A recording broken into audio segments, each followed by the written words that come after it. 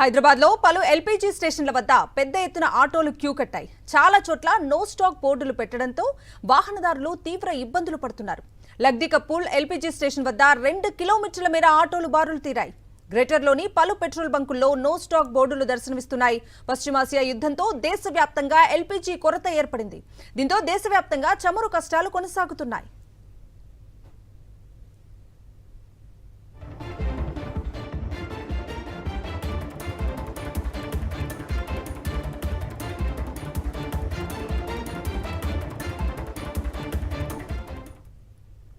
హైదరాబాద్ లో పలు ఎల్పీజీ స్టేషన్ల వద్ద పెద్ద ఎత్తున ఆటోలు క్యూ కట్టాయి. చాలా చోట్ల నో స్టాక్ బోర్డులు పెట్టడంతో వాహనదారులు తీవ్ర ఇబ్బందులు పడుతున్నారు. లగ్దికపూల్ ఎల్పీజీ స్టేషన్ వద్ద 2 కిలోమీటర్ల మేర ఆటోలు బారులు తీరాయి. గ్రేటర్లోని పలు పెట్రోల్ బంకుల్లో నో స్టాక్ బోర్డులు దర్శనమిస్తున్నాయి. పశ్చిమాసియా యుద్ధంతో దేశవ్యాప్తంగా ఎల్పీజీ కొరత ఏర్పడింది. దీంతో దేశవ్యాప్తంగా చమురు కష్టాలు కొనసాగుతున్నాయి. హైదరాబాద్ లో పెట్రోల్ బంకుల పరిస్థితిపై మరిన్ని వివరాలను మా ప్రతినిధి రాఘవేంద్ర అందిస్తారు. వార్ ఎఫెక్ట్ ఇంకా కనిపిస్తూనే ఉంది. ప్రస్తుతం గ్రేటర్ హైదరాబాద్లోని పెట్రోల్ బంకుల దగ్గర పెద్ద ఎత్తున జనం అంతా కూడా చేరుకుంటున్నారు. పెట్రోల్ డీజిల్ వెహికల్స్ ఫిల్ చేసుకున్న పరిస్థితి, ఒక ప్యానిక్ బయింగ్ మొదలైనట్టుగా కూడా కనిపిస్తుంది. ఏ స్టేషన్ దగ్గర పెట్రోల్ బంక్ స్టేషన్ దగ్గర చూస్తే పెట్రోల్ చూసినా కూడా అదే పరిస్థితి కనిపిస్తుంది. చాలా చోట్ల ఎల్పీజీ సిఎన్జీ కూడా నో స్టాక్ బోర్డులు కనిపిస్తున్నాయి. ఆటో వాళ్ళంతా కూడా చాలా ఇబ్బంది పడుతున్న పరిస్థితి. కొన్ని చోట్ల సిఎన్జీ మాత్రం ఓపెన్గా ఉండడంతో సిఎన్జీ వెహికల్స్ మాత్రం కొంత అందుబాటులో ఉంది.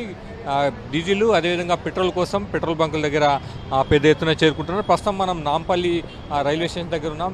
చూడవచ్చు వెహికల్స్ అన్నీ కూడా వస్తున్నాయి. మరోవైపు ఈ ఆటోలన్నీ కూడా ఎల్పీజీ గ్యాస్ కోసం వెయిట్ చేస్తున్నాయి. ఈ బంక్ 2 డేస్ నుంచి కూడా ఎల్పీజీ స్టేషన్ బంద్ చేసి ఉంది. అయితే ఈరోజు తెరుస్తారన్న ఆశాభావంతో వీరంతా కూడా ఆటో వాళ్ళంతా కూడా వెయిట్ చేస్తున్నారు.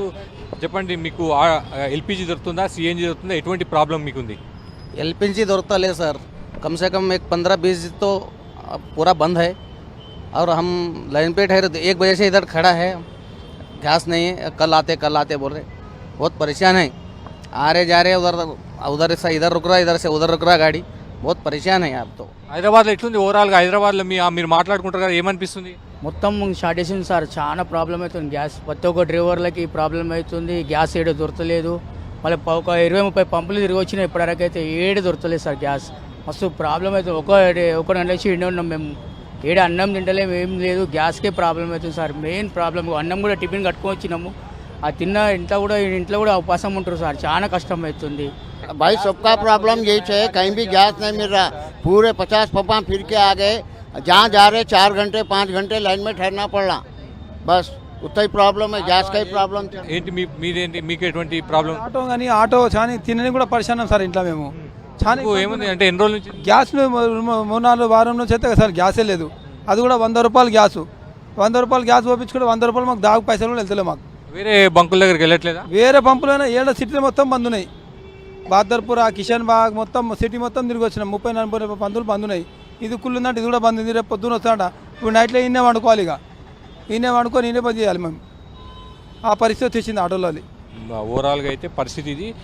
పెట్రోల్ డీజిల్కి సంబంధించి కూడా చాలా చోట్ల పెద్ద సంఖ్యలో 2 వీలర్స్ 4 వీలర్స్ యజమానులంతా కూడా చేరుకుంటున్నారు. వారంతా కూడా ముందుగానే అంటే ఇబ్బంది వస్తుందన్న ఆలోచనతో హైదరాబాద్లోని చాలా స్టేషన్ దగ్గర పెట్రోల్ బంకుల దగ్గర కూడా ఇదే పరిస్థితి అయితే కనిపిస్తుంది. కెమెరా రమేష్తో కలిసి రాఘవేంద్ర, సాక్షి టీవీ, హైదరాబాద్.